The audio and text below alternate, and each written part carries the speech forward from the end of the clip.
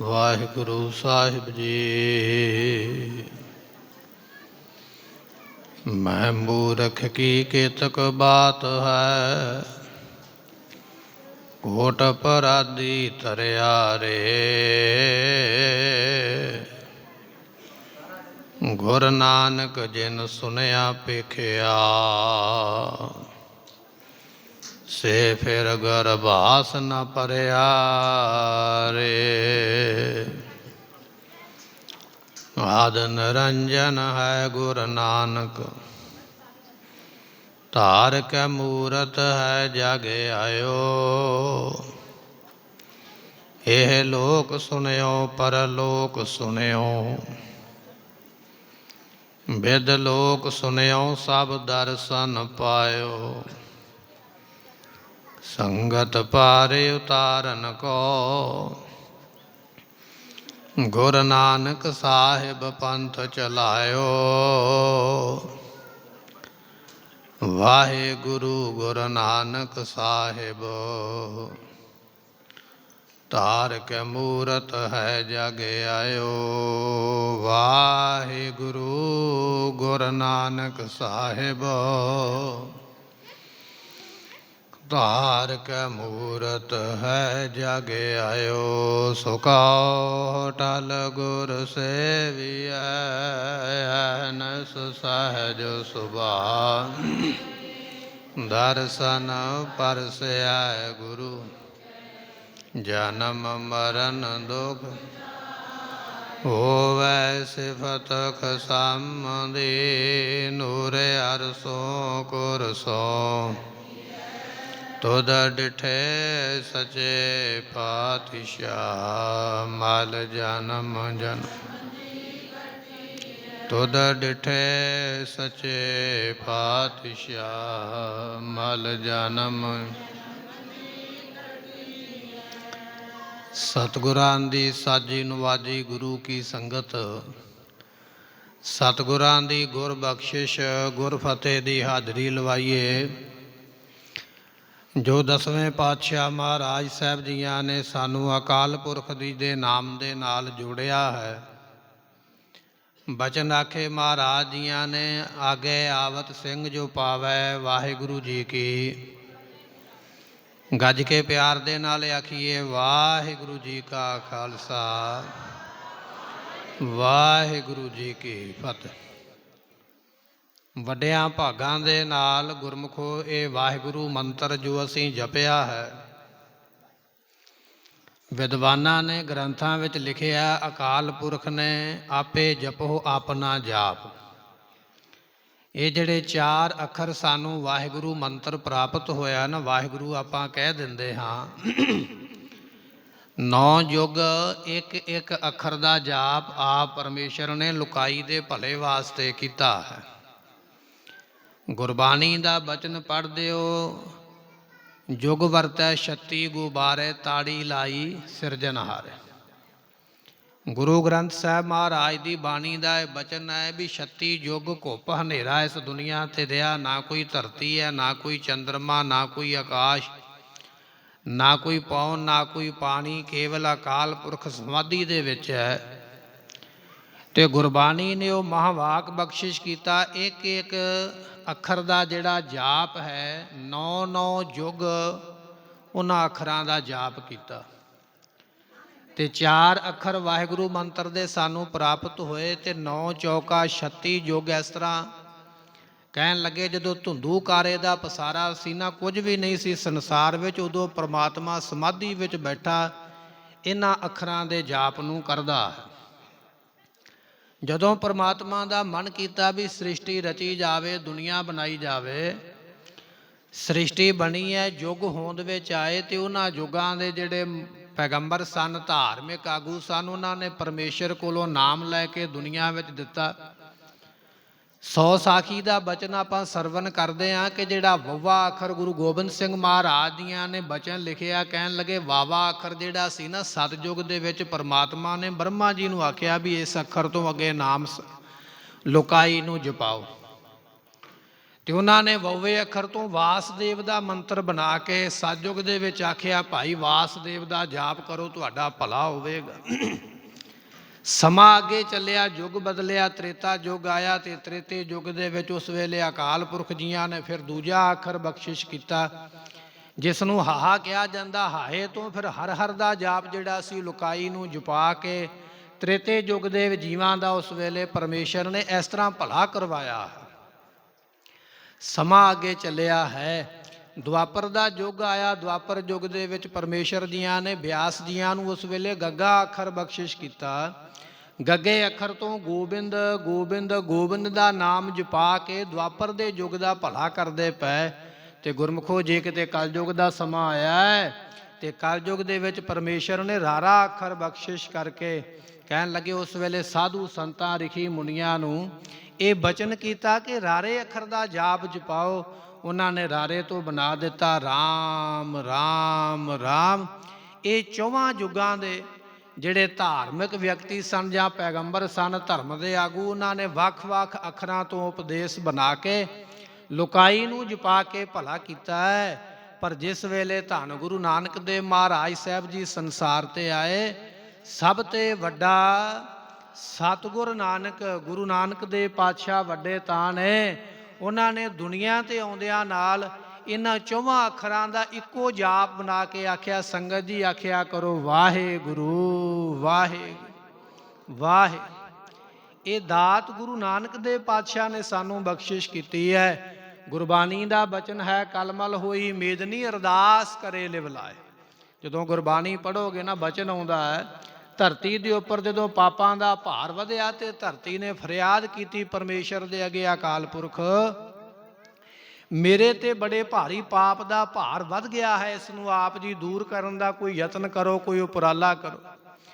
ਤੇ ਉਸ ਵੇਲੇ ਪਰਮੇਸ਼ਰ ਨੇ ਧਰਤੀ ਦੀ ਪੁਕਾਰ ਸੁਣੀ ਹੈ, ਬਚਨ ਆਖਿਆ, ਕਹਿਣ ਲੱਗੇ, ਆ ਧਰਤੀਏ, ਇਹ ਭਾਰ ਦੂਰ ਕਰਨ ਵਾਸਤੇ ਹੁਣ ਸਾਨੂੰ ਖੁਦ ਹੀ ਆਉਣਾ ਪਵੇਗਾ, ਸਾਡੇ ਬਿਨਾਂ ਇਹ ਕਾਰਜ ਹੁਣ ਹੋਣਾ ਨਹੀਂ ਹੈ। ਧਰਤੀ ਦੀ ਪੁਕਾਰ ਨੂੰ ਸੁਣਿਆ ਤੇ ਸਤਿਗੁਰੂ ਉਹ ਬਚਨ ਪੂਰਾ ਕਰਨ ਵਾਸਤੇ ਪਰਮੇਸ਼ਰ ਜੀ ਆਪ ਨਰਾਇਣ ਕਲਾ ਧਾਰ ਜਗ ਮੈਂ ਪਰਵਰਿਓ। ਅੱਜ ਦੇ ਦਿਨ ਰਾਏ ਭੋਏ ਦੀ ਤਲਵੰਡੀ ਤੇ ਗੁਰੂ ਨਾਨਕ ਦੇਵ ਪਾਤਸ਼ਾਹ ਦਾ ਨਾਮ ਰਖਾ ਕੇ ਪਰਮੇਸ਼ਰ ਖੁਦ ਇਸ ਧਰਤੀ ਦਾ ਭਲਾ ਕਰਨ ਵਾਸਤੇ ਦੁਨੀਆ ਤੇ ਆਏ।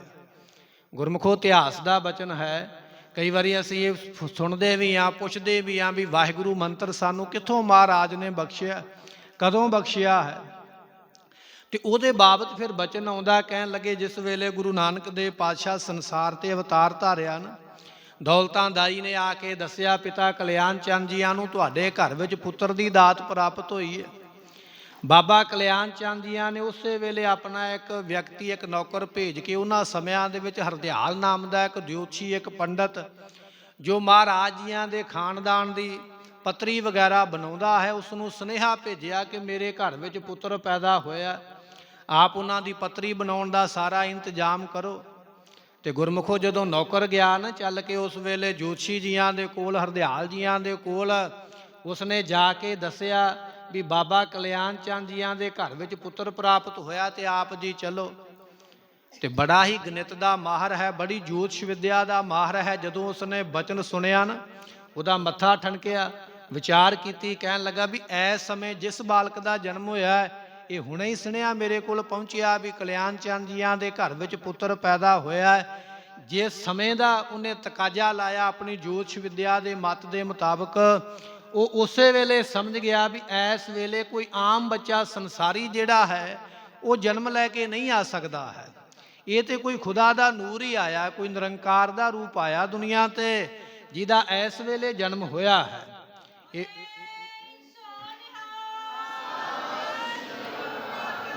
ਇਹ ਬਚਨ ਸੁਣ ਕੇ ਪੰਡਤ ਹਰਦਿਆਲ ਜੀ ਕਹਿਣ ਲੱਗੇ, ਉਸ ਆਏ ਹੋਏ ਵਿਅਕਤੀ ਨੂੰ ਕਹਿਣ ਲੱਗੇ, ਤੁਸੀਂ ਚੱਲੋ ਬਾਬਾ ਕਲਿਆਣ ਚੰਦ ਜੀਆਂ ਨੂੰ ਜਾ ਕੇ ਦੱਸ ਦਿਓ, ਮੈਂ ਵੀ ਹੁਣੇ ਹੀ ਤੁਹਾਡੇ ਮਗਰ ਆਉਂਦਾ ਤੇ ਫਿਰ ਬਾਕੀ ਗੱਲਬਾਤ ਮੈਂ ਬਾਅਦ ਵਿੱਚ ਆ ਕੇ ਕਰਦਾ। ਪੰਡਤ ਹਰਦਿਆਲ ਜੀ ਆਪਣੇ ਘਰ ਵਿੱਚੋਂ ਤਿਆਰ ਹੋ ਕੇ ਛੇਤੀ ਨਾਲ ਬਾਬਾ ਕਲਿਆਣ ਚੰਦ ਜੀਆਂ ਦੇ ਘਰ ਵਿੱਚ ਪਹੁੰਚ ਗਏ। ਜਾ ਕੇ ਵਧਾਈ ਦੇ ਜੋ ਬਚਨ ਸਨ ਉਸ ਵੇਲੇ ਆਖੇ। ਹੁਣ ਪੰਡਤ ਹਰਦਿਆਲ ਜੀ ਆਪਣੀ ਵਿਦਿਆ ਦੇ ਵਿੱਚ ਉਹ ਜਾਣਦੇ ਸਨ ਵੀ ਇਹ ਵਿਅਕਤੀ ਆਮ ਨਹੀਂ ਹੈ, ਇਹ ਕੋਈ ਰੱਬੀ ਨੂਰ ਹੈ, ਇਹਦੇ ਦਰਸ਼ਨ ਕਰਨੇ ਚਾਹੀਦੇ ਔਰ ਕੁਝ ਨਾ ਕੁਝ ਨਵੀਂ ਘਟਨਾ ਵੀ ਜ਼ਰੂਰ ਵਾਪਰੀ ਹੋਵੇਗੀ। मैनू सारी गल पुछ लैनी चाहिदी है। उस वेले बेनती करके दौलतां दाई नूं कोल बुलाया गया। पंडित हरदयाल जी पुछदे पै, कहन लगे आ बीबी, जदों इस बालक का जन्म होया तू उस वेले कोल सी, पर तू ये दस भी उस वेले कोई अनोखी घटना जिहड़ी आम दुनिया विच ना होई होवे, कोई इस तरह की वापरी है, ताकि वह अपने विद्या नूं होर पक्का करना चाहुंदा है भी जिहड़ा मेरा अंदाजा जां मेरी विद्या जो कह रही है कि वाकया ही वो सचमुच इस तरह ही होया होवेगा।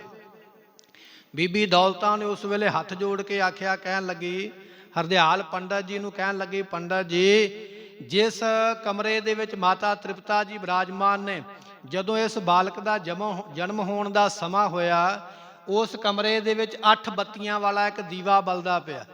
जिस दीवे का बड़ा प्रकाश है, कमरे विच कोई हनेरा नहीं है।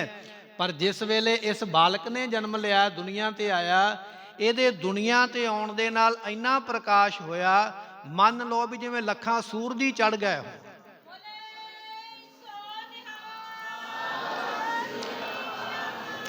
दीवे का प्रकाश मध्यम पै गया, पता नहीं लगता दीवा, हुण मान लो धुप लगी होवे ते आपां बाहर दीवा जगा के रख दईए तो दीवे का कोई पता नहीं लगना भी जगदा है कि नहीं, क्योंकि सूरज का प्रकाश ही इन्ना है।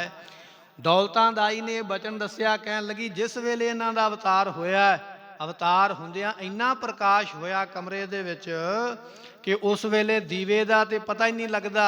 मैं हैरान हो गई वेख के भी ये चमत्कार कैसा है। गुरमुखो जदों बचन सुनिया पंडित हरदयाल जी, वो तो पहला ही ये समझ चुके ने भी आम नहीं, ये तो कोई रब्बी नूर है जिन्हां दा इस वेले अवतार होया। दूजा बचन फिर पुछया, कहन लगे बीबी होर कोई अनोखी घटना जिहड़ी वापरी होवे, तू उस वेले जन्म दे वेले कोल है, उहदा भी कोई जिक्र कर ताकि मैनू होर विश्वास बन जावे, होर मेरी तसल्ली हो जावे। बीबी ने दूजा बचन फिर ये सुना दिता, कहन लगी पंडित जी मेरा काम है दाई पुणे दा। जदों कोई बीबी बच्चे नूं जन्म देंदी है, मैनू ही बुलाया जाता है।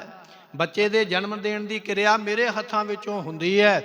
बहुत बच्चियां ने जन्म मैं इन्हां हत्थां दे नाल उन्हां दे जन्म करवाए, पर मैं अपनी जिंदगी विच ये गल वेखी है, जदों किसी बच्चे का जन्म हुंदा, वो बच्चा रोण लग पैंदा है, जां हो सकदा है किसी कारण कमजोरी कारण बच्चा बेहोश हो जाए तो रोया ना होवे। ये तो मैं अपनी जिंदगी विच बड़ा वेखिया है, पर इस बालक दे जदों जन्म लिया है उदों ये रोया नहीं है। पंडित जी ने पूछया फिर की उस वेले होया है।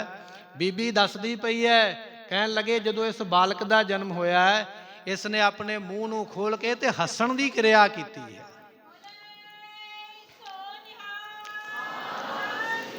ये बालक रोया नहीं बल्कि हसिया है। उदा कारण यह है, ये रोंदी दुनिया नूं हसाउण वास्ते आया। ਜਿਹੜੇ अपने पापां करके कुकर्मा करके दुखा करके दुनिया रोंदी पई ना, पापी पाप कमावंदे करदे, हाय हाय रोना ही है ना, हाय हाय करना, मैनू आ दुख है, मैनू आ बीमारी है, मैनू आ मुसीबत है। गुरु नानक देव पातशाह महाराज साहब जियां ने दुनिया ते आउंदियां ये संदेश दे दिता, ਜਿਹੜੇ पाप करके रोंदे पए ने उन्हां नूं असीं वाहिगुरू मंत्र दा जाप करवा के पाप तो मुक्त करके ते प्रसन्न कर देवांगे। एक बारी आखिए सतनाम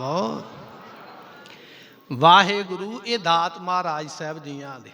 पंडित जी ने फिर तीजा सवाल फिर कर दिता, गुरमुखो गुरु नानक देव पातशाह महाराज साहब जी दे संसार विच आउण दी ये आपां साखी सरवण करदे पए। पंडित जी ने फिर सवाल आखिया, कहन लगे बीबी होर भी कोई घटना है तो मैनू वो भी सरवण करवा दे ताकि मैनू चंगी तरह पता लग जाए। बीबी ने उस वेले बचन आखिया, कहन लगी पंडित जी एक हैरान करने वाला काम मैं ये वेखिया है, जदों किसी बालक का जन्म हुंदा है वो कुछ महीनों जां सालां बाद जाके बच्चा बोलदा है, गल करदा है, पर जदों इस बच्चे का जन्म होया है, इन्हें जन्म लैंदियां ही अपने मुख तो कुछ आखिया है, कोई बचन किया इन्हें अपने मुख तो जन्म लैंदियां। जदों मैं वो बचन कन्नां विच सुनिया, मेरे कन्नां विच बचन सुनदियां सारी मेरे मन दे विच इस तरह की शांति, इस तरह का सुख मिलिया जिहड़ा कदे जिंदगी च नहीं मिलिया है।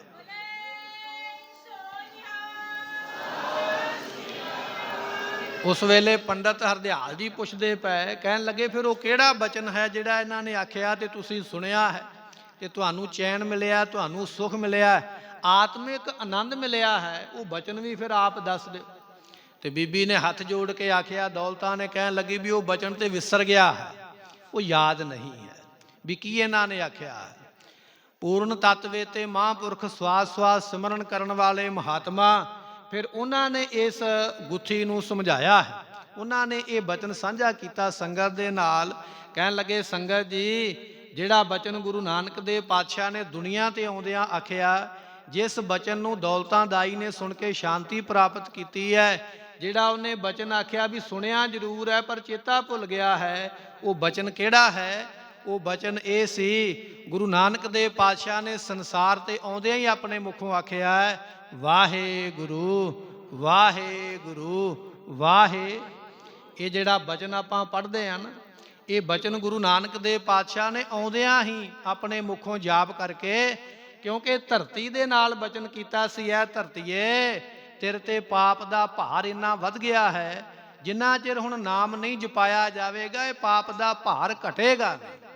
ਹੁਣ ਗੁਰੂ ਨਾਨਕ ਦੇਵ ਪਾਤਸ਼ਾਹ ਆ ਤੇ ਗਿਆ ਦੁਨੀਆ ਤੇ, ਜਿੰਨੇ ਚਿਰ ਨੂੰ ਜਵਾਨ ਹੋਣਾ, ਜਿੰਨੇ ਚਿਰ ਨੂੰ ਉਪਦੇਸ਼ ਦੇਣ ਲੱਗਣਾ, ਬੜਾ ਸਮਾਂ ਲੱਗ ਜਾਣਾ, ਕਈ ਸਾਲ ਲੱਗ ਜਾਣਗੇ। ਸਤਿਗੁਰਾਂ ਨੇ ਆਉਂਦਿਆਂ ਹੀ ਆਪਣੇ ਮੁਖ ਤੋਂ ਬਚਨ ਕਰਕੇ ਧਰਤੀ ਦੇ ਇਸ ਪਾਪ ਨੂੰ ਤੇ ਭਾਰ ਨੂੰ ਵੰਡਾਇਆ।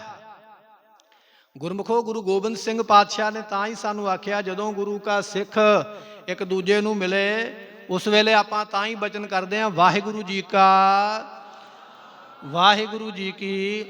ਇਹ ਉਹ ਜਾਪ ਹੈ, ਇਹ ਉਹ ਸ਼ਬਦ ਹੈ ਜਿਹੜਾ ਗੁਰੂ ਨਾਨਕ ਸਾਹਿਬ ਨੇ ਸਾਨੂੰ ਬਖਸ਼ਿਆ। ਤੇ ਗੁਰਮੁਖੋ ਇਹ 4 ਅੱਖਰ 4 ਯੁੱਗਾਂ ਦੇ ਵਿੱਚ ਇੱਕ ਇੱਕ ਅੱਖਰ ਮਿਲਿਆ ਸਮੇਂ ਦੇ ਪੈਗੰਬਰਾਂ ਨੂੰ ਦੁਨੀਆ ਦਾ ਭਲਾ ਕਰਨ ਵਾਸਤੇ।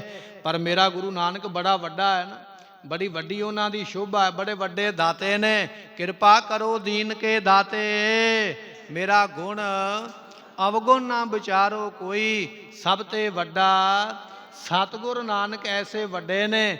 ਉਹਨਾਂ ਵੱਡਿਆਂ ਨੇ ਫਿਰ 4 ਅੱਖਰ ਇਕੱਠੇ ਕਰਕੇ, ਜਿਹੜਾ ਕਿ ਵੱਖ-ਵੱਖ ਯੁੱਗਾਂ ਵਿੱਚ ਲੋਕਾਂ ਨੇ ਜਾਪ ਕਰਕੇ ਭਲਾ ਕੀਤਾ ਹੈ, ਗੁਰੂ ਪਾਤਸ਼ਾਹ ਨੇ 4 ਅੱਖਰ ਇਕੱਠੇ ਕਰਕੇ ਸਾਨੂੰ ਵਾਹਿਗੁਰੂ ਮੰਤਰ ਦੇ ਕੇ ਸਾਡਾ ਸੰਸਾਰ ਤੋਂ ਭਲਾ ਕਰਨ ਦਾ ਇਹ ਮਹਾਰਾਜ ਜੀਆਂ ਨੇ ਸਾਡੇ ਵਾਸਤੇ ਸਬੱਬ ਬਣਾਇਆ।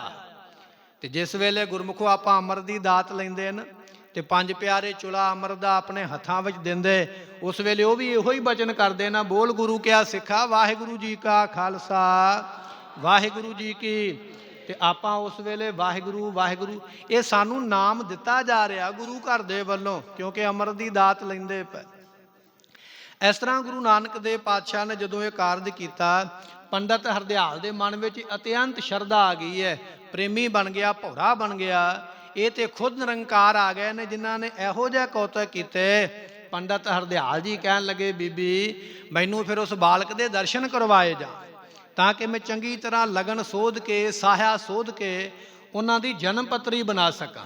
ਹੁਣ ਜਨਮ ਪੱਤਰੀ ਤੇ ਸਮੇਂ ਦੇ ਮੁਤਾਬਕ ਉਹਨੇ ਬਣਾ ਲੈਣੀ ਹੈ, ਪਰ ਉਹਦੇ ਮਨ ਦੀ ਇਹ ਅਵਸਥਾ ਬਣ ਗਈ ਹੈ, ਭਾਵਨਾ ਇਹ ਬਣ ਗਈ ਹੈ ਵੀ ਮੈਨੂੰ ਇਸ ਬਾਲਕ ਦੇ ਦਰਸ਼ਨ ਕਰ ਲੈਣੇ ਚਾਹੀਦੇ, ਕਿਉਂਕਿ ਸਮੇਂ ਦਾ ਨਹੀਂ ਨਾ ਪਤਾ। ਕਹਾਂ ਵਿਸਾਸਾ ਇਸ ਭਾਂਡੇ ਕਾ, ਇਤਨੋਂ ਕੁ ਲਾਗੈ ਠਣਕਾ।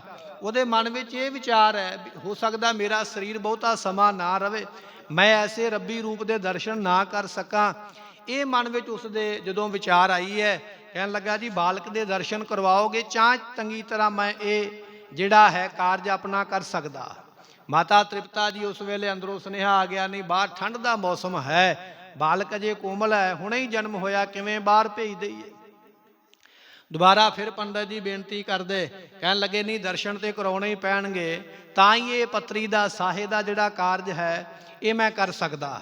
ਉਸ ਵੇਲੇ ਕੱਪੜਿਆਂ ਦੇ ਵਿੱਚ ਲਪੇਟ ਕੇ ਦੌਲਤਾਂ ਦਾਈ ਗੁਰੂ ਨਾਨਕ ਦੇਵ ਪਾਤਸ਼ਾਹ ਨੂੰ ਬਾਹਰ ਲੈ ਕੇ ਆਈ ਹੈ। ਜਿਸ ਵੇਲੇ ਪੰਡਤ ਹਰਦਿਆਲ ਜੀਆਂ ਦੇ ਸਾਹਮਣੇ ਲਿਆਂਦਾ ਗਿਆ, ਉਸ ਵੇਲੇ ਸਤਿਗੁਰਾਂ ਦੇ ਨਿੱਕੇ ਨਿੱਕੇ ਚਰਨਾਂ ਨੂੰ ਆਪਣੇ ਮੱਥੇ ਦੇ ਨਾਲ ਲਾ ਕੇ ਮਨ ਦੀ ਭਾਵਨਾ ਦੇ ਨਾਲ, ਪ੍ਰੇਮ ਦੇ ਨਾਲ ਸਤਿਗੁਰਾਂ ਦੇ ਚਰਨਾਂ ਤੇ ਨਮਸਕਾਰ ਕੀਤੀ ਹੈ।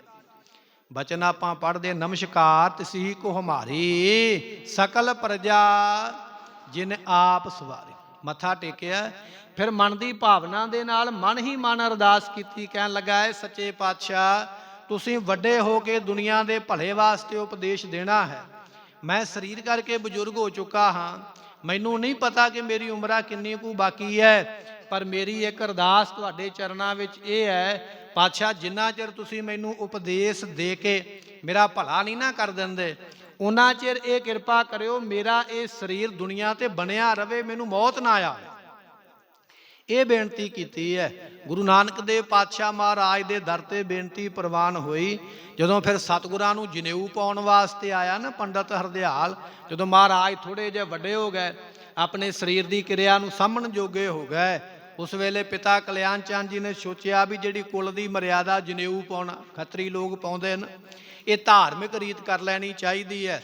ਉਸ ਵੇਲੇ ਪੰਡਤ ਹਰਦਿਆਲ ਜੀ ਨੂੰ ਬੁਲਾਇਆ ਗਿਆ, ਹੋਰ ਵੀ ਪੰਡਤ ਬ੍ਰਾਹਮਣ ਆ ਗਏ, ਰਿਸ਼ਤੇਦਾਰ ਵੀ ਬੁਲਾਏ ਗਏ, ਸਾਕ ਸੰਬੰਧੀ ਬੁਲਾਏ ਗਏ। ਸਾਰੇ ਪਿੰਡ ਨੂੰ ਇਕੱਠਾ ਕਰਕੇ ਉਸ ਵੇਲੇ ਸੂਤ ਦਾ ਧਾਗਾ ਵੱਟ ਕੇ, ਜਿਸ ਵੇਲੇ ਬੱਕਰਿਆਂ ਵਗੈਰਾ ਨੂੰ ਉਸ ਵੇਲੇ ਬਲੀ ਦੇ ਕੇ ਸਾਰੀ ਕਿਰਿਆ ਕਰਕੇ ਜਦੋਂ ਧਾਗਾ ਪਾਉਣ ਲੱਗੇ ਨਾ, ਮਹਾਰਾਜ ਨੇ ਮਨਾ ਕਰ ਦਿੱਤਾ, ਕਹਿਣ ਲੱਗੇ ਭਾਈ ਇਹ ਜਨੇਊ ਨਹੀਂ ਪਾਉਣਾ ਹੈ। ਹੁਣ ਪੰਡਤ ਹਰਦਿਆਲ ਸਮਝ ਗਿਆ ਵੀ ਉਹ ਸਮਾਂ ਆ ਗਿਆ ਹੈ ਜਦੋਂ ਮੈਂ ਹੱਥ ਜੋੜ ਕੇ ਇਹਨਾਂ ਦੇ ਬਚਪਨ ਵਿੱਚ ਅਰਦਾਸ ਕੀਤੀ ਸੀ, ਮਹਾਰਾਜ ਇੱਕ ਸਮਾਂ ਆਵੇ ਤੇ ਮੈਨੂੰ ਉਪਦੇਸ਼ ਦੇ ਕੇ ਮੇਰਾ ਭਲਾ ਕਰਿਓ, ਉਹ ਸਮਾਂ ਆ ਗਿਆ। ਹੱਥ ਜੋੜ ਕੇ ਆਖਿਆ, ਮਹਾਰਾਜ ਇਸ ਜਨੇਊ ਵਿੱਚ ਜਿਹੜਾ ਤੁਸੀਂ ਕਹਿੰਦੇ ਹੋ ਉਹਦੇ ਵਿੱਚ ਕੀ ਫਰਕ ਹੈ? ਮਹਾਰਾਜ ਕਹਿਣ ਲੱਗੇ ਫਰਕ ਇਹ ਹੈ, ਜਿਹੜਾ ਜਨੇਊ ਤੂੰ ਪਾਉਣ ਲੱਗਾ ਇਹਨੇ ਮੈਲਾ ਹੋ ਜਾਣਾ, ਇਹਨੇ ਕੱਲ੍ਹ ਨੂੰ ਕਮਜ਼ੋਰ ਹੋ ਜਾਣਾ, ਟੁੱਟ ਵੀ ਜਾਣਾ ਹੈ। ਇਹ ਜਨੇਊ ਪਾ ਕੇ ਤੇ ਦੁਨੀਆ ਦੇ ਪਾਪ ਲੋਕ ਕਰਦੇ ਪਏ, ਗਲ ਵਿੱਚ ਜਨੇਊ ਵੀ ਪਾਇਆ ਹੋਇਆ, ਨਾਲ ਪਾਪ ਵੀ ਕਰਦੇ ਪਏ, ਸਾਨੂੰ ਇਹ ਜਨੇਊ ਨਹੀਂ ਚਾਹੀਦਾ। ਪਾਤਸ਼ਾਹ ਫਿਰ ਕਿਹੜੇ ਜਨੇਊ ਦੀ ਆਪ ਗੱਲ ਕਰਦੇ ਹੋ? ਮਹਾਰਾਜ ਕਹਿਣ ਲੱਗੇ ਦਇਆ ਕਪਾ ਸੰਤੋਖ ਸੂਤ ਜਤ ਗੰਢੀ ਸਤ ਵਟ ਇਹੋ ਜਨੇਊ ਜੀ ਕਾ ਹਈ ਤਾਂ ਪਾਂਡੇ ਘਤ ਨਾ ਹੈ ਉਹ ਟੁੱਟੈ ਨਾ ਮਲ ਲੱਗੈ ਨਾ ਉਹ ਜਲੇ ਨਾ ਜਾਏ ਧਨ ਸੋ ਮਾਨਸ ਨਾਨਕਾ ਜੋ ਗਲ ਚੱਲੇ ਪਏ। ਗੁਰਬਾਣੀ ਦਾ ਬਚਨ ਹੈ ਨਾ, ਕਹਿਣ ਲੱਗੇ ਦਇਆ ਦਾ ਸੂਤ ਹੋਣਾ ਚਾਹੀਦਾ। ਐਸੇ ਤਰ੍ਹਾਂ ਇਹ ਸ਼ਬਦ ਵਿੱਚ ਮਹਾਰਾਜ ਨੇ ਬਖਸ਼ਾਇਆ, ਬਖਸ਼ਿਸ਼ ਕੀਤਾ, ਕੱਲਾ ਧਾਗਾ ਪਾਉਣ ਦੇ ਨਾਲ ਨਹੀਂ, ਗੁਣ ਵੀ ਧਾਰਨ ਕਰਨੇ ਪੈਣਗੇ। ਦਇਆ ਵੀ ਹੋਵੇਗੀ, ਸੰਤੋਖ ਵੀ ਹੋਵੇਗਾ, ਜਤ ਵੀ ਹੋਵੇਗਾ, ਸਤ ਵੀ ਹੋਵੇਗਾ। ਜੇ ਇਹ ਗੁਣ ਧਾਰਨ ਕਰੇਗਾ ਤਾਂ ਤੇਰਾ ਧਾਰਮਿਕ ਜਿਹੜਾ ਨਿਸ਼ਾਨ ਗਲ ਵਿੱਚ ਪਾਇਆ ਤਾਂ ਸਫਲਾ ਹੈ, ਉਹਨਾਂ ਚਿਰ ਸਫਲਾ ਨਹੀਂ ਹੈ। ਮਹਾਰਾਜ ਇਹ ਫਿਰ ਗੁਣ ਕਿੱਥੋਂ ਆਉਣਗੇ ਸਾਡੇ ਕੋਲ? ਆਪ ਇਹ ਵੀ ਕਿਰਪਾ ਕਰਦੇ ਹੋ।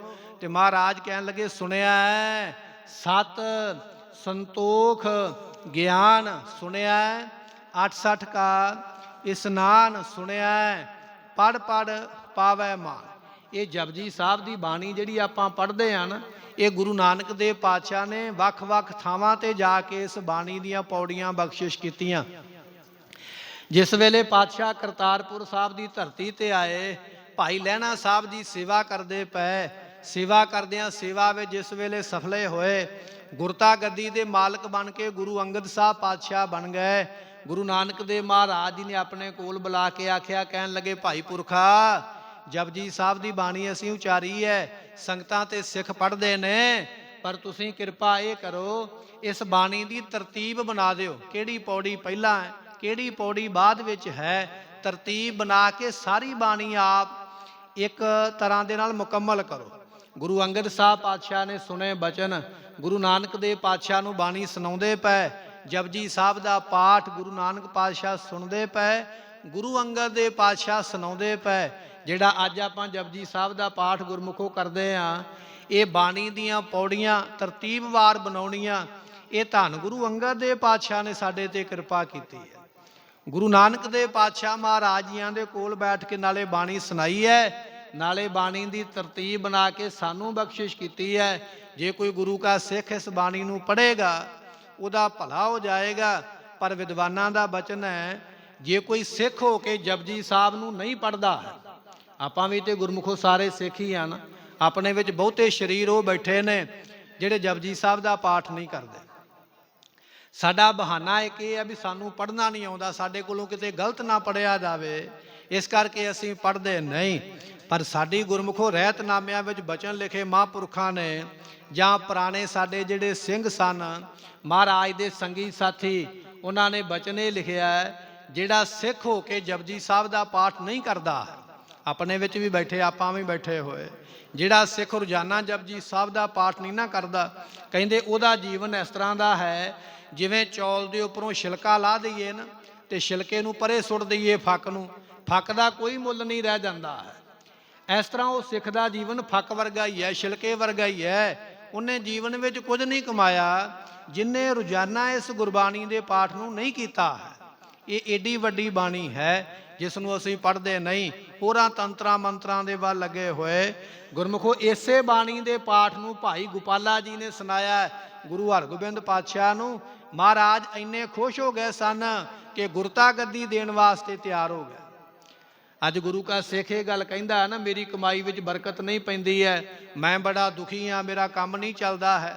ਉਹਦਾ ਕਾਰਨ ਇਹ ਹੈ ਸਿੱਖ ਦੇ ਕੋਲ ਜਪਜੀ ਸਾਹਿਬ ਦਾ ਨਿਤਨੇਮ ਨਹੀਂ ਹੈ। ਜਿਸ ਘਰ ਦੇ ਵਿੱਚ ਜਪਜੀ ਸਾਹਿਬ ਦਾ ਪਾਠ ਹੁੰਦਾ, ਰੋਜ਼ਾਨਾ ਭਾਵਨਾ ਦੇ ਨਾਲ ਅਸੀਂ ਇਸ ਬਾਣੀ ਨੂੰ ਪੜ੍ਹਦੇ ਹਾਂ। ਗੁਰਮੁਖੋ ਬਚਨ ਚੇਤੇ ਰੱਖਿਓ, ਜਿਸ ਘਰ ਵਿੱਚ ਜਪਜੀ ਸਾਹਿਬ ਪੜ੍ਹਿਆ ਜਾਂਦਾ ਹੈ ਉਸ ਘਰ ਦੇ ਵਿੱਚ ਗੁਰੂ ਨਾਨਕ ਦੇਵ ਪਾਤਸ਼ਾਹ ਦਾ ਵਾਸਾ ਹੁੰਦਾ।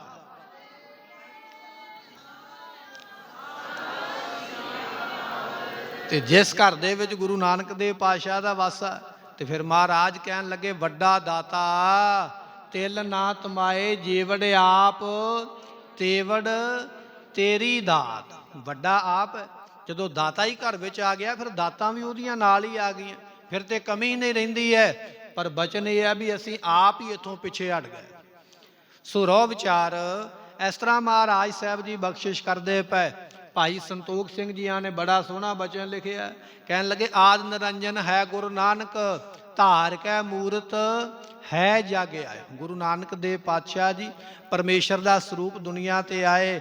ਲੋਕ ਸੁਣਿਓ ਪਰਲੋਕ ਸੁਣਿਓ, ਬਿੱਧ ਲੋਕ ਸੁਣਿਓ।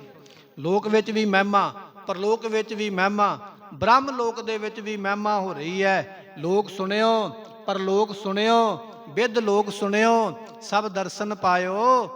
ਅੱਗੇ ਬਚਨ ਲਿਖਿਆ ਹੈ ਸੰਗਤ ਪਾਰ ਉਤਾਰਨ ਕੋ ਗੁਰੂ ਨਾਨਕ ਸਾਹਿਬ ਪੰਥ ਚਲਾਇਓ। ਸੰਗਤ ਦਾ ਭਲਾ ਕਰਦੇ ਨਾ ਮਹਾਰਾਜ ਬਹਾਨੇ ਦੇ ਨਾਲ। ਪਿਤਾ ਕਲਿਆਣ ਚੰਦ ਜੀਆਂ ਨੇ 20 ਰੁਪਏ ਦੇ ਕੇ ਤੋਰਿਆ ਜਾਓ ਪੁੱਤਰ ਦੀ ਸੱਚਾ ਸੌਦਾ, ਖਰਾ ਸੌਦਾ ਕਰਕੇ ਆਪ ਜੀ ਆਓ। ਤੇ ਪਾਤਸ਼ਾਹ ਤੁਰ ਪਏ 20 ਰੁਪਏ ਲੈ ਕੇ।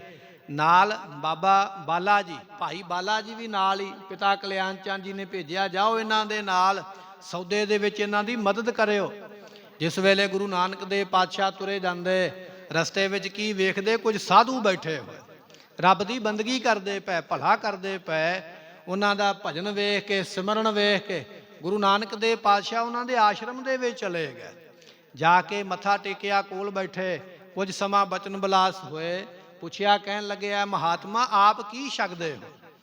ਤੇ ਉਸ ਵੇਲੇ ਉਹ ਜਿਹੜੇ ਸੰਤ ਬੈਠੇ ਨਾ ਸਾਧੂ ਗੁਰਮੁਖੋ, ਸੱਚਾ ਸੌਦਾ ਗੁਰੂ ਘਰ ਬਣਿਆ, ਆਪ ਸੰਗਤਾਂ ਦਰਸ਼ਨ ਕਰਦੇ। ਉਹਨਾਂ ਦਾ ਮੁਖੀ ਜਿਹੜਾ ਨਾਮ ਹੈ ਉਹਦਾ ਸੰਤਰੇਨ। ਸੰਤਰੇਨ ਸਾਧੂ ਨੇ ਹੱਥ ਜੋੜ ਕੇ ਆਖਿਆ ਮਹਾਰਾਜ ਜੀ ਅਸੀਂ ਜੋ ਸਾਨੂੰ ਮਿਲ ਜਾਂਦਾ ਨਾ ਲੋਕਾਂ ਦੇ ਵੱਲੋਂ, ਪਰਿਵਾਰਾਂ ਵੱਲੋਂ, ਜਿਹੜਾ ਸਾਡੇ ਕੋਲ ਚੱਲ ਕੇ ਆਉਂਦਾ ਉਹ ਅਸੀਂ ਛਕ ਲੈਂਦੇ ਹਾਂ, ਪਰ ਅਸੀਂ ਭਾਂਡਾ ਫੜ ਕੇ ਮੰਗਣ ਨਹੀਂ ਕਿਤੇ ਗਏ। ਸਾਧੂ ਦਾ ਕੰਮ ਮੰਗਣਾ ਨਹੀਂ ਹੈ, ਮੰਗਤੇ ਦਾ ਕੰਮ ਮੰਗਣਾ ਹੈ। ਸਾਧੂ ਤੇ ਦੇਣ ਵਾਲਾ ਹੈ, ਸਾਧੂ ਤੇ ਵੱਡਾ ਹੋਇਆ। ਸਾਧੂ ਮੰਗਦਾ ਨਹੀਂ, ਮੰਗਦਾ ਮੰਗਤਾ ਹੈ। ਅਸੀਂ ਮੰਗਤੇ ਬਣ ਕੇ ਨਹੀਂ ਕਦੇ ਗਏ। ਸਾਨੂੰ ਜੋ ਇੱਥੇ ਬੈਠਿਆਂ ਮਿਲਦਾ ਨਾ ਉਹ ਅਸੀਂ ਛਕ ਲੈਂਦੇ। ਤੇ ਸਤਿਗੁਰਾਂ ਨੇ ਪੁੱਛਿਆ ਜੇ ਨਾ ਮਿਲਦਾ ਫਿਰ ਕੀ ਕਰਦੇ? ਕਹਿਣ ਲੱਗੇ ਮਹਾਰਾਜ ਜੀ ਫਿਰ ਅਸੀਂ ਸਾਨੂੰ ਇੱਕ ਦਿਨ ਭੁੱਖਿਆਂ ਲੰਘ ਜਾਵੇ, 2 ਦਿਨ ਭੁੱਖਿਆਂ ਲੰਘ ਜਾਵੇ, ਜਾਂ 3 ਦਿਨ ਵੀ ਭੁੱਖਿਆਂ ਲੰਘ ਜਾਵੇ, ਅਸੀਂ ਉਹਦੀ ਰਜ਼ਾ ਦੇ ਵਿੱਚ ਬੈਠੇ ਰਹਿੰਦੇ ਹਾਂ, ਪਰ ਕਦੇ ਗਿਲਾ ਸ਼ਿਕਵਾ ਨਹੀਂ ਕੀਤਾ। ਬਚਨ ਆਪਾਂ ਪੜ੍ਹਦੇ ਨਾ, ਨਾਨਕ ਨਾਮ ਚੜ੍ਹਦੀ ਕਲਾ ਤੇਰੇ ਭਾਣੇ। ਅਸੀਂ ਗਿਲਾ ਸ਼ਿਕਵਾ ਨਹੀਂ ਕਰਦੇ, ਬੈਠੇ ਰਹਿੰਦੇ। ਜਦੋਂ ਬਚਨ ਸੁਣਿਆ ਨਾ ਵੀ ਐਸੇ ਸੰਤੋਖੀ ਸਾਧੂ ਨੇ, ਤੇ ਗੁਰੂ ਨਾਨਕ ਦੇਵ ਪਾਤਸ਼ਾਹ ਭਾਈ ਬਾਲਾ ਜੀ ਨੂੰ ਕਹਿਣ ਲੱਗੇ ਭਾਈ ਬਾਲਾ ਜੀ ਇਹਦੇ ਤੋਂ ਫਿਰ ਖਰਾ ਸੌਦਾ ਹੋਰ ਅੱਗੇ ਕੋਈ ਹੋ ਹੀ ਨਹੀਂ ਸਕਦਾ। ਇਹ ਹੈ ਸੱਚਾ ਸੌਦਾ, ਇਹ ਹੈ ਖਰਾ ਸੌਦਾ। ਆਪਣੇ ਕੋਲ ਮਾਇਆ ਦੇ ਦਮੜੇ ਨੇ, ਆਪਾਂ ਲਿਆਈਏ ਪਦਾਰਥ ਇਹਨਾਂ ਨੂੰ ਛਕਾ ਦਈਏ। ਗੁਰਮੁਖੋ ਜਾ ਕੇ ਉਸ ਵੇਲੇ ਬਾਜ਼ਾਰ ਦੇ ਵਿੱਚੋਂ ਜੋ ਵੀ ਨਾ ਆਟਾ ਸਿੱਧਾ ਜੋ ਵੀ ਹੈ, ਨਮਕ ਚਾਵਲ ਜੋ ਵੀ ਖਰੀਦੇ, ਗੱਡੇ ਭਰ ਕੇ ਤੇ ਆਸ਼ਰਮ ਦੇ ਵਿੱਚ ਲੈ ਆਂਦੇ। ਆਸ਼ਰਮ ਦੇ ਵਿੱਚ ਗੱਡੇ ਖੜੇ ਕਰਕੇ ਉਸ ਵੇਲੇ ਫਿਰ ਗੁਰੂ ਨਾਨਕ ਦੇਵ ਪਾਤਸ਼ਾਹ ਮਹਾਰਾਜ ਨੇ ਆਖਿਆ, ਕਹਿਣ ਲੱਗੇ ਮਹਾਂਪੁਰਖੋ ਜੇ ਤੁਹਾਡਾ ਹੁਕਮ ਹੋਵੇ ਤੇ ਅਸੀਂ ਇਹ ਭੋਜਨ ਬਣਾ ਕੇ ਤੁਹਾਨੂੰ ਛਕਾ ਸਕਦੇ ਹਾਂ। ਸਾਡਾ ਮਨ ਦੀ ਇੱਛਾ ਵੀ ਅਸੀਂ ਤੁਹਾਡੀ ਸੇਵਾ ਵੀ ਹੱਥੀਂ ਕਰ ਲਈਏ, ਕਿਉਂਕਿ ਸੇਵਾ ਕਰਤ ਹੋਏ ਨਹਿ ਕਾਮੀ ਤਿਸ ਕੋ ਹੋਤ ਪ੍ਰਾਪਤ ਸੁਆਮੀ। ਸਾਡਾ ਮਨ ਕਰਦਾ ਵੀ ਤੁਹਾਡੀ ਸੇਵਾ ਕਰੀਏ। ਜਦੋਂ ਇਹ ਬਚਨ ਆਖਿਆ ਸੰਤਰੇਨ ਸਾਧੂ ਨੇ ਉਸ ਵੇਲੇ ਆਖਿਆ, ਕਹਿਣ ਲੱਗੇ ਨਹੀਂ ਬਾਲਕ ਜੀ ਅਸੀਂ ਇਹ ਪ੍ਰਸ਼ਾਦਾ ਆਪੇ ਹੀ ਤਿਆਰ ਕਰਕੇ ਛਕ ਲਵਾਂਗੇ। ਤੁਸੀਂ ਚਲੇ ਜਾਓ ਆਪਣੇ ਘਰ ਦੇ ਵਿੱਚ, ਤੁਹਾਡੀ ਸੇਵਾ ਇਹ ਸਾਧੂਆਂ ਦੇ ਦਰ ਤੇ ਪ੍ਰਵਾਨ ਹੋਈ ਹੈ। ਗੁਰੂ ਨਾਨਕ ਦੇਵ ਪਾਤਸ਼ਾਹ ਮਹਾਰਾਜ ਸਾਹਿਬ ਜੀ ਆਸ਼ਰਮ ਤੋਂ ਬਾਹਰ ਆਏ, ਇੱਕ ਸਾਧੂ ਕੋਲ ਬੈਠਾ ਹੈ ਆਪਣੇ ਗੁਰੂ ਦੇ ਸੰਤਰੇਣ ਦੇ। ਉਹਨੇ ਸੰਤਰੇਣ ਨੂੰ ਸਵਾਲ ਕੀਤਾ, ਕਹਿਣ ਲੱਗਾ, ਗੁਰੂ ਜੀ ਵੇਖੋ ਬਾਲਕ ਦੀ ਕਿੰਨੀ ਭਾਵਨਾ ਹੈ, ਸਾਡੇ ਵਾਸਤੇ ਗੱਡੇ ਭਰ ਕੇ ਰਾਸ਼ਨ ਦੇ ਲੈ ਕੇ ਆਇਆ ਹੈ। ਉਹਦੀ ਭਾਵਨਾ ਇਹ ਸੀਗੀ ਵੀ ਉਹਨੇ ਸਾਨੂੰ ਬਣਾ ਕੇ ਵੀ ਛਕਾਉਣਾ ਹੈ, ਪਰ ਤੁਸੀਂ ਉਸ ਨੂੰ ਕਹਿ ਦਿੱਤਾ ਵੀ ਨਹੀਂ ਅਸੀਂ ਆਪੇ ਹੀ ਛਕ ਲਵਾਂਗੇ, ਤੁਹਾਨੂੰ ਬਣਾਉਣ ਦੀ ਲੋੜ ਨਹੀਂ ਹੈ। ਇਹ ਤੁਸੀਂ ਗੁਰੂ ਜੀ ਕਿਉਂ ਕੀਤਾ ਹੈ? ਉਹਨੂੰ ਬਣਾ ਕੇ ਛਕਾ ਲੈਣ ਦਿੰਦੇ ਤਾਂ ਕਿ ਉਹਨਾਂ ਦੀ ਸੇਵਾ ਸਫਲੀ ਹੁੰਦੀ।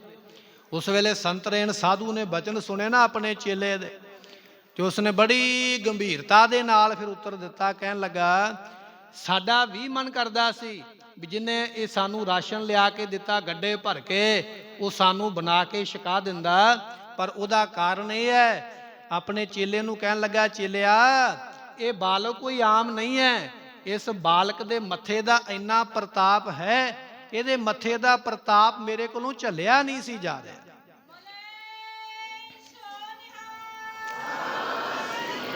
ਇਹਨਾਂ ਦਾ ਤੇਜ ਪ੍ਰਤਾਪ ਮੇਰੇ ਕੋਲੋਂ ਸਹਿਣ ਨਹੀਂ ਸੀ ਹੋ ਰਿਹਾ।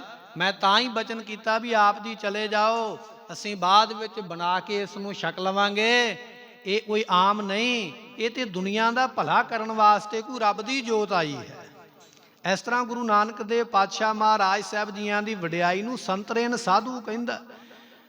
ਭਾਈ ਸੰਤੋਖ ਸਿੰਘ ਜੀ ਕਹਿਣ ਲੱਗੇ, ਸੰਗਤ ਪਾਰੇ ਉਤਾਰਨ ਕੋ, ਸਾਧੂਆਂ ਦੀ ਸੰਗਤ ਦਾ ਭਲਾ ਕੀਤਾ ਗੁਰੂ ਨਾਨਕ ਦੇਵ ਪਾਤਸ਼ਾਹ ਨੇ। ਗੁਰੂ ਨਾਨਕ ਸਾਹਿਬ ਪੰਥ ਚਲਾਇਓ। ਆਪਾਂ ਬੈਠੇ ਆ ਨਾ ਸੰਗਤ ਵਿੱਚ, ਇਹ ਦਾਤ ਗੁਰੂ ਨਾਨਕ ਦੇਵ ਪਾਤਸ਼ਾਹ ਨੇ ਬਖਸ਼ਿਸ਼ ਕੀਤੀ ਹੈ। ਗੁਰਮੁਖੋ ਦੁਨੀਆ ਵਿੱਚ ਬੜੇ ਮਤ ਨੇ, ਬੜੇ ਧਰਮ ਨੇ, ਪਰ ਉਹਨਾਂ ਧਰਮਾਂ ਵਿੱਚ ਜਾ ਕੇ ਵੇਖ ਲਿਓ, ਸਾਰੇ ਲੋਕ ਸਮੂਹ ਵਿੱਚ ਇਕੱਠੇ ਹੋ ਕੇ ਮੰਦਿਰ ਵਿੱਚ ਵੀ ਨਹੀਂ ਜੇ ਬੈਠ ਸਕਦੇ, ਉੱਥੇ ਵੀ ਮਨਾਹੀ ਹੈ। ਇਹ ਜਾਤ, ਇਹ ਧਰਮ, ਇਹ ਗੋਤ ਇੱਥੇ ਬੈਠ ਸਕਦਾ, ਦੂਜਾ ਨਹੀਂ। ਮਸਜਿਦ ਵਿੱਚ ਚਲੇ ਜਾਓ, ਉੱਥੇ ਤੇ ਬੀਬੀਆਂ ਨੂੰ ਜਾਣਾ ਮਨਜ਼ੂਰ ਨਹੀਂ ਹੈ, ਭਾਵੇਂ ਉਹ ਬੀਬੀਆਂ ਮੁਸਲਮਾਨ ਹੀ ਕਿਉਂ ਨਾ ਹੋਣ, ਪਰ ਮਸਜਿਦ ਵਿੱਚ ਜਾਣਾ ਮਨਾਹੀ ਹੈ, ਨਹੀਂ ਬਾਹਰ ਰਹਿਣਾ ਪਵੇਗਾ। ਇਹ ਗੁਰੂ ਨਾਨਕ ਦੇਵ ਪਾਤਸ਼ਾਹ ਨੇ ਕਿਰਪਾ ਕੀਤੀ ਹੈ। ਸਾਡਾ ਇਹ ਜਿਹੜਾ ਮੰਦਿਰ ਹੈ ਨਾ, ਜਿਸ ਨੂੰ ਆਪਾਂ ਗੁਰਦੁਆਰਾ ਕਹਿ ਦਿੰਦੇ, ਭਾਵੇਂ ਦੁਨੀਆ ਦੇ ਲੋਕ ਇਸ ਨੂੰ ਮਸਜਿਦ ਕਹਿ ਦੇਣ, ਪਰ ਇੱਥੇ ਮਨਾਹੀ ਕਿਸੇ ਨੂੰ ਨਹੀਂ ਹੈ, ਭਾਵੇਂ ਉਹ ਬੀਬੀ,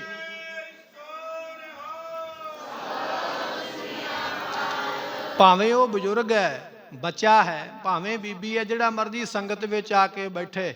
ਕਬੀਰ ਸਾਹਿਬ ਜੀ ਕਹਿਣ ਲੱਗੇ, ਕੋਈ ਗਾਵੇ ਕੋ ਸੁਣੈ, ਹਰ ਨਾਮਾ ਚਿਤ ਲਾਏ, ਕਹੋ ਕਬੀਰ ਸੰਸਾ ਨਹੀਂ, ਅੰਤ ਪਰਮਗਤ ਪਾਏ। ਸੰਗਤ ਵਿੱਚ ਮਨਤ ਨਹੀਂ ਨਾ। ਇਹ ਸਾਨੂੰ ਦਾਤ ਗੁਰੂ ਨਾਨਕ ਸਾਹਿਬ ਪਾਤਸ਼ਾਹ ਨੇ ਬਖਸ਼ੀ ਹੈ, ਜੋ ਆਪ ਸੰਗਤ ਵਿੱਚ ਬੈਠੇ ਹੋ ਨਾ ਆ ਕੇ। ਇਹ ਦਾਤਾਂ ਗੁਰੂ ਨਾਨਕ ਦੇਵ ਮਹਾਰਾਜ ਨੇ ਦਿੱਤੀਆਂ। ਸੰਗਤ ਪਾਰੇ ਉਤਾਰਨ ਕੋ, ਗੁਰੂ ਨਾਨਕ ਸਾਹਿਬ ਪੰਥ ਚਲਾਇਓ, ਇਹ ਪੰਥ ਚਲਾਇਆ। ਮਾਰਿਆ ਸਿੱਕਾ ਜਗਤ ਵਿੱਚ, ਨਾਨਕ ਨਿਰਮਲ ਪੰਥ ਚਲਾਇਆ। ਇਹ ਨਿਰਮਲ ਪੰਥ ਹੈ, ਗੁਰੂ ਦੀ ਸੰਗਤ ਜਿਹਦੇ ਵਿੱਚ ਆਪ ਬੈਠੇ। ਇਸ ਤਰ੍ਹਾਂ ਮਹਾਰਾਜ ਜੀ ਸਮੇਂ ਸਮੇਂ ਤੇ ਭਲਾ ਕਰਦੇ, ਆਪਣੀ ਸੰਗਤ ਦੇ ਕੇ ਤਾਰ ਦਿਆ ਕਰਦੇ।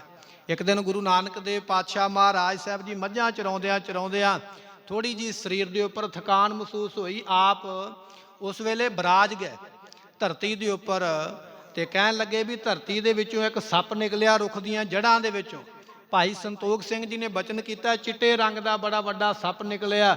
ਉਸਨੇ ਵੇਖਿਆ ਦੀਨ ਦੁਨੀਆ ਦੇ ਮਾਲਕ ਆਰਾਮ ਕਰਦੇ ਪਏ, ਇਹਨਾਂ ਦੇ ਮੁਖ ਦੇ ਉੱਪਰ ਸੂਰਜ ਦੀ ਧੁੱਪ ਪੈਂਦੀ ਪਈ ਹੈ, ਕਿਉਂ ਨਾ ਹੋਵੇ ਇਹਨਾਂ ਦੀ ਸੇਵਾ ਕਰਕੇ ਮੈਂ ਆਪਣਾ ਜੀਵਨ ਸਫਲਾ ਕਰ ਲਵਾਂ। ਕਿਉਂਕਿ ਟੇਢੀ ਜੂਨ ਵਿੱਚ ਹੈ ਨਾ, ਭਾਵੇਂ ਉਹ ਕਿੱਡਾ ਵੀ ਬੰਦਗੀ ਵਾਲਾ ਹੋਵੇ, ਜੂਨ ਤੇ ਟੇਢੀ ਹੈ ਨਾ, ਕਿਉਂ ਨਾ ਹੋਵੇ ਇਹਨਾਂ ਦੀ ਸੇਵਾ ਕਰਕੇ ਮੈਂ ਆਪਣਾ ਜੀਵਨ ਸਫਲਾ, ਆਪਣਾ ਸਰੀਰ ਸਫਲਾ ਕਰ ਲਵਾਂ। ਆਪਣੀ ਫਨ ਖਿਲਾਰ ਕੇ ਮਹਾਰਾਜ ਜੀਆਂ ਦੇ ਮੁਖੜੇ ਦੇ ਉੱਪਰ ਪੈਰੀ ਧੁੱਪ ਨੂੰ, ਇਹ ਚਿੱਟੇ ਰੰਗ ਦਾ ਜਿਹੜਾ ਸੱਪ ਹੈ, ਛਾਂ ਕਰਕੇ ਖਲੋਤਾ ਮਹਾਰਾਜ ਦੇ ਮੁਖ ਦੇ ਉੱਪਰ, ਸੇਵਾ ਕਰਦਾ ਪਿਆ।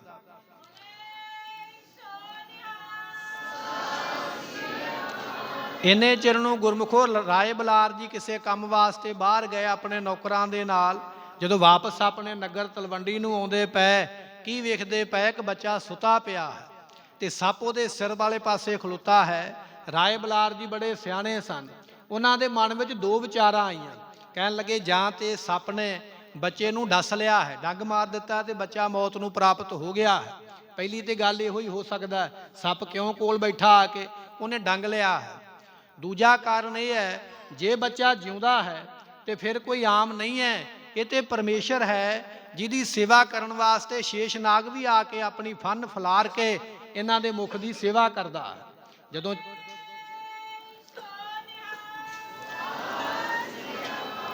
ਜਦੋਂ ਚੱਲ ਕੇ ਆਏ ਨਾ ਰਾਏ ਬਲਾਰ ਜੀ ਆਪਣੇ ਘੋੜੇ ਦੇ ਉੱਪਰ, ਤੇ ਘੋੜਿਆਂ ਦੇ ਜਦੋਂ ਪੌੜ ਵੱਜੇ ਧਰਤੀ ਦੇ ਉੱਪਰ ਖੜਕਾ ਹੋਇਆ, ਤੇ ਉਹ ਸੱਪ ਨੇ ਆਪਣੀ ਫਨ ਨੂੰ ਇੱਧਰ ਉੱਧਰ ਕਰਕੇ ਵੇਖਿਆ ਕੁਝ ਲੋਕ ਤੁਰੇ ਆਉਂਦੇ ਨੇ ਮੇਰੇ ਵੱਲ। ਉਸੇ ਵੇਲੇ ਆਪਣੇ ਸਰੀਰ ਨੂੰ ਅਲੋਪ ਕਰ ਲਿਆ, ਧਰਤੀ ਦੇ ਵਿੱਚ ਹੀ ਆਪਣੇ ਆਪ ਨੂੰ ਉਸ ਵੇਲੇ ਅਲੋਪ ਕਰ ਲਿਆ, ਤਾਂ ਕਿ ਪਤਾ ਨਾ ਲੱਗੇ ਵੀ ਮੈਂ ਇਹ ਸੇਵਾ ਕੀਤੀ ਹੈ। ਗੁਰੂ ਨਾਨਕ ਦੇਵ ਪਾਤਸ਼ਾਹ ਮਹਾਰਾਜ ਸਾਹਿਬ ਜੋ ਘੋੜੇ ਹਿਣ ਕੇ ਮਹਾਰਾਜ ਸਾਹਿਬ ਜੀ ਉੱਠ ਕੇ ਉਸ ਵੇਲੇ ਬੈਠ ਗਏ। ਜਦੋਂ ਇਹ ਕਿਰਿਆ ਵੇਖੀ ਨਾ ਰਾਏ ਬਲਾਰ ਨੇ ਗੁਰਮੁਖੋ, ਉਹਦੇ ਮਨ ਵਿੱਚ ਇੰਨੀ ਭਾਵਨਾ ਬਣ ਗਈ, ਇੰਨੀ ਸ਼ਰਧਾ ਬਣ ਗਈ, ਉਹ ਜਾਣ ਗਿਆ ਇਹ ਬਾਲਕ ਆਮ ਨਹੀਂ ਹੈ, ਇਹ ਨਿਰੰਕਾਰ ਹੈ ਜਿਹਦੀ ਸੇਵਾ ਵਾਸਤੇ ਇਹ ਜੂਨਾਂ ਵੀ ਆ ਕੇ ਸੇਵਾ ਵਿੱਚ ਲੱਗੀਆਂ ਹੋਈਆਂ।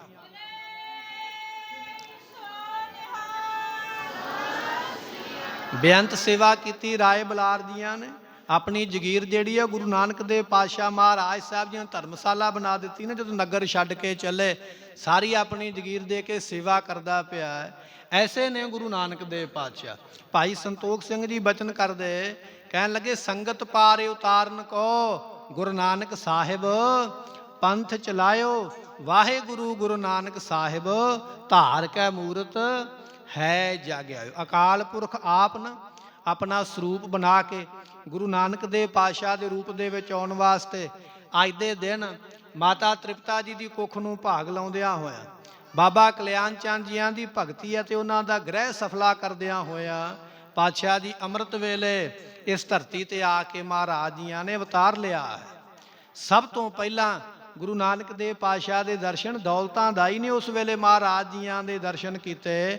ਸੰਸਾਰ ਦੇ ਲੋਕਾਂ ਨੇ ਬੜਾ ਕੁਝ ਗ੍ਰੰਥਾਂ ਵਿੱਚ ਲਿਖਿਆ, ਪਰ ਗੁਰੂ ਨਾਨਕ ਸਾਹਿਬ ਦੀ ਬਾਣੀ ਨੇ ਲਿਖਿਆ ਹੈ, ਸੋ ਕਿਉ ਮੰਦਾ ਆਖੀਐ ਜਿਤ ਜੰਮੈ ਰਾਜਾਨ। ਇਹ ਵਡਿਆਈ ਦਿੰਦਿਆਂ ਹੋਇਆਂ ਜੇ ਨਿਰੰਕਾਰ ਦੇ ਸਭ ਤੋਂ ਪਹਿਲਾਂ ਦਰਸ਼ਨ ਕੀਤੇ, ਤੇ ਉਹ ਵੀ ਮਹਾਰਾਜ ਸਾਹਿਬ ਜੀਆਂ ਨੇ ਬੀਬੀਆਂ ਨੂੰ, ਇਸਤਰੀਆਂ ਨੂੰ ਇਹ ਮਾਣ ਬਖਸ਼ਿਸ਼ ਕੀਤਾ ਮਹਾਰਾਜ ਸਾਹਿਬ ਦੀਆਂ।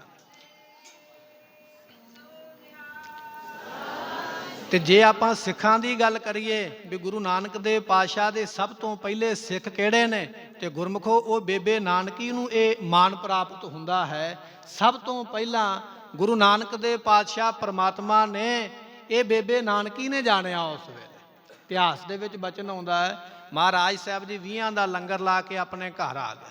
ਮਨ ਵਿੱਚ ਸੋਚਿਆ ਪਿਤਾ ਜੀ ਦਾ ਸੁਭਾਅ ਬੜਾ ਗਰਮ ਹੈ, ਉਹ ਮੈਨੂੰ ਹੁਣ ਡਾਂਟਣਗੇ ਜ਼ਰੂਰ। ਤੇ ਬਚਨ ਆਉਂਦਾ ਵੀ ਉੱਥੇ ਸੁੱਕੇ ਕਿੱਕਰ ਤਲਾਬ ਹੈ, ਉੱਥੇ ਜਾ ਕੇ ਆਪ ਬੈਠ ਗਏ। ਜਦੋਂ ਸਮਾਂ ਬਤੀਤ ਹੋਵੇਗਾ ਤੇ ਘਰੇ ਚਲੇ ਜਾਵਾਂਗੇ। ਬਾਬਾ ਬਾਲਾ ਜੀ ਆਪਣੇ ਘਰ ਵਿੱਚ ਆ ਗਏ। ਬਾਬਾ ਕਲਿਆਣ ਚੰਦ ਦੀ ਨਿਗਾਹ ਪੈ ਗਈ ਵੀ ਜਿਹੜਾ ਮੇਰੇ ਬੱਚੇ ਦੇ ਨਾਲ ਗਿਆ ਭਾਈ ਬਾਲਾ, ਉਹ ਘਰ ਵਿੱਚ ਆ ਗਿਆ, ਤੇ ਇਹਦਾ ਮਤਲਬ ਇਹ ਹੋਇਆ ਵੀ ਮੇਰਾ ਪੁੱਤਰ ਵੀ ਆ ਗਿਆ, ਪਰ ਘਰ ਕਿਉਂ ਨਹੀਂ ਆਇਆ? ਕੋਈ ਕਾਰਨ ਹੋ ਸਕਦਾ। ਉਸ ਵੇਲੇ ਪੁੱਛਿਆ ਭਾਈ ਬਾਲਾ ਜੀ ਨੂੰ ਘਰੇ ਬੁਲਾ ਕੇ, ਕਹਿਣ ਲੱਗੇ ਸਾਡਾ ਪੁੱਤਰ ਵੀ ਤੇਰੇ ਨਾਲ ਗਿਆ, ਉਹ ਘਰ ਕਿਉਂ ਨਹੀਂ ਆਇਆ? ਕਾਰਨ ਕੀ ਹੈ? ਜਿਸ ਵੇਲੇ ਦਬਕਾ ਕੇ ਪੁੱਛਿਆ ਤੇ ਉਹ ਡਰ ਗਿਆ ਭਾਈ ਬਾਲਾ ਜੀ। ਕਹਿਣ ਲੱਗੇ ਵੀ ਘਰ ਕੀ ਆਉਣਾ, ਜਿਹੜੇ 20 ਰੁਪਏ ਆਪ ਜੀ ਨੇ ਦਿੱਤੇ ਸਨ ਵਪਾਰ ਕਰਨ ਵਾਸਤੇ, ਉਹ ਤੇ ਅਸੀਂ ਸਾਧੂਆਂ ਨੂੰ ਛਕਾ ਕੇ ਆ ਗਏ, ਖਾਲੀ ਹੱਥ ਹੁਣ ਘਰੇ ਕਿਵੇਂ ਆਈਏ, ਡਰ ਲੱਗਦਾ। ਪੁੱਛਿਆ ਫਿਰ ਹੈ ਕਿੱਥੇ ਇਸ ਵੇਲੇ? ਦੱਸਿਆ ਵੀ ਉਹ ਸਾਹਮਣੇ ਜਿਹੜਾ ਸੁੱਕਾ ਹੋਇਆ ਤਲਾਬ ਹੈ ਨਾ ਕਿੱਕਰਾਂ ਦੇ ਵਿੱਚ, ਉੱਥੇ ਬੈਠੇ ਹੋਏ। ਇਹ ਬਚਨ ਸੁਣਦਿਆਂ ਸਾਰ ਹੀ ਨਾ ਇਤਿਹਾਸ ਵਿੱਚ ਬਚਨ ਆਉਂਦਾ, ਗੁਰਮੁਖੋ ਬਾਬਾ ਕਲਿਆਣ ਚੰਦ ਜੀ ਬੜੇ ਕਾਲੀ ਪੈਰ ਤੁਰ ਪਏ।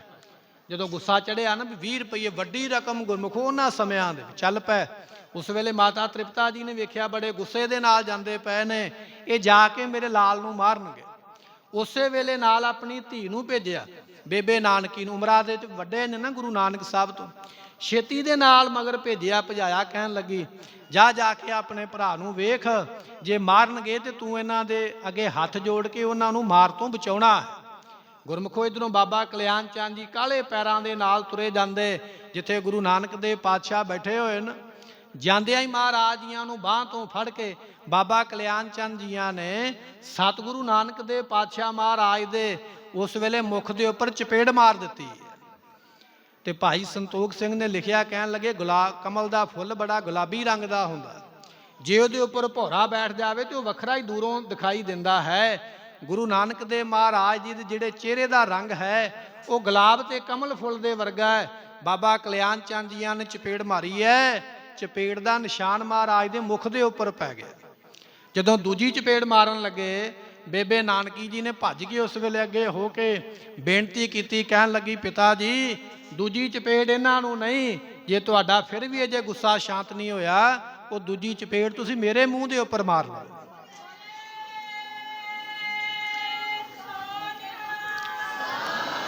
ਇਹਨਾਂ ਨੂੰ ਚਪੇੜਾਂ ਦੇ ਨਾਲ ਨਾ ਮਾਰੋ, ਇਹ ਨਿਰੰਕਾਰ ਨੇ, ਇਹ ਪਰਮੇਸ਼ਰ ਨੇ, ਇਹ ਦੁਨੀਆ ਦਾ ਭਲਾ ਕਰਨ ਵਾਸਤੇ ਆਏ।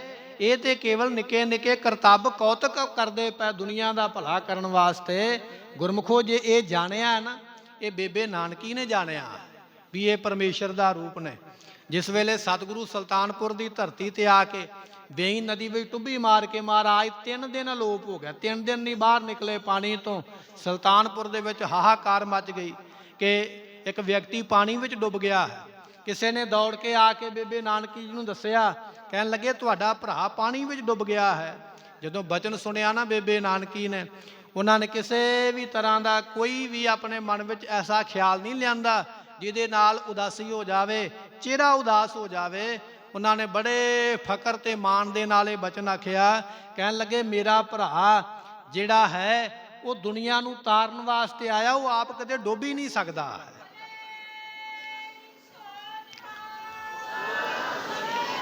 ਲੋਕ ਆਖਦੇ ਪਏ, ਕਹਿਣ ਲੱਗੇ ਕਿਸ ਤਰ੍ਹਾਂ ਦੀ ਭੈਣ ਹੈ, ਭਰਾ ਜਵਾਨ ਡੁੱਬ ਗਿਆ ਹੈ, ਇਹਨੂੰ ਕਿਸੇ ਤਰ੍ਹਾਂ ਦਾ ਵੀ ਕੋਈ ਫਿਕਰ ਨਹੀਂ ਹੈ। ਪਰ ਉਹੀ ਬਚਨ ਜਿਹੜਾ ਉਹਨਾਂ ਨੇ ਆਖਿਆ, ਉਹੀ ਬਚਨ ਪੂਰਾ ਹੋਇਆ।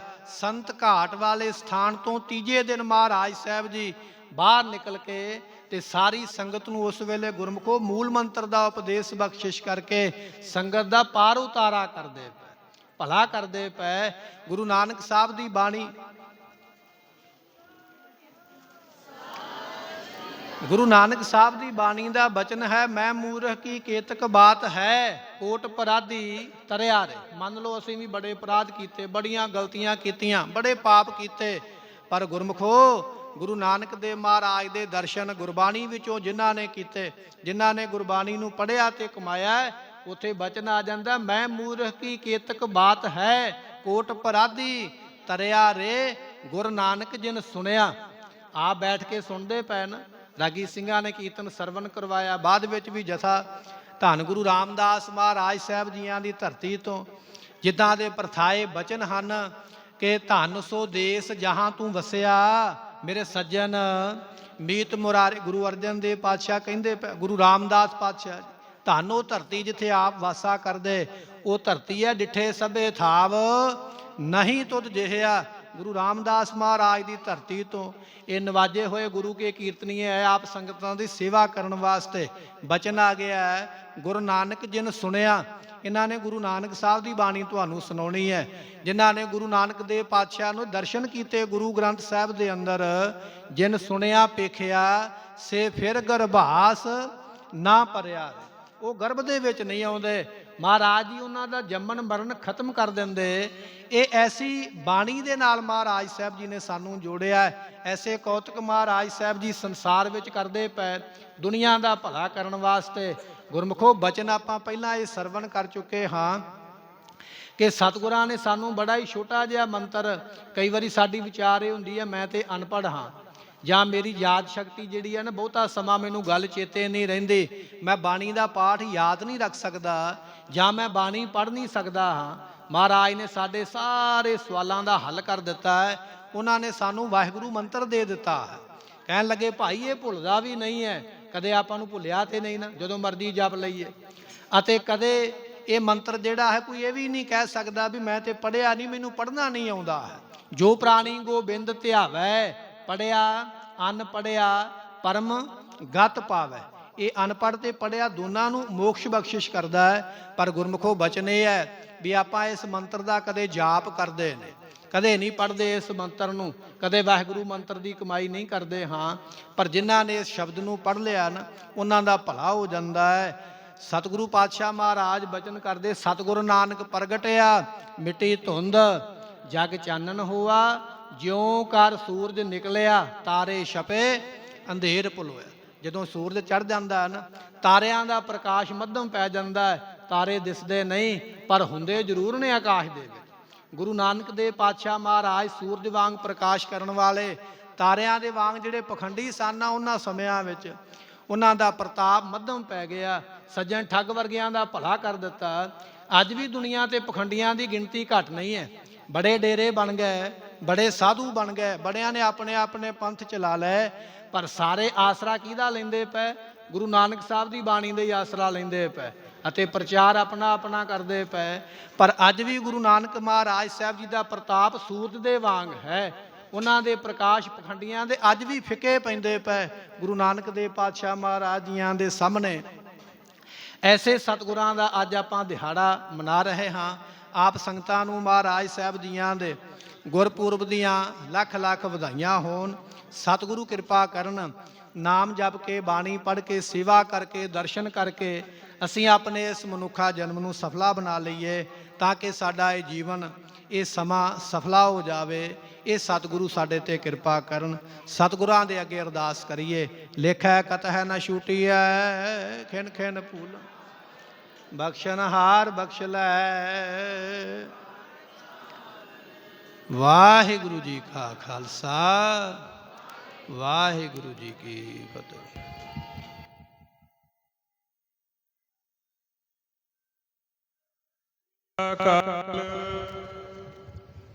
ਵਾਹਿਗੁਰੂ ਜੀ ਕਾ ਖਾਲਸਾ, ਵਾਹਿਗੁਰੂ ਜੀ ਕੀ ਫਤਿਹ।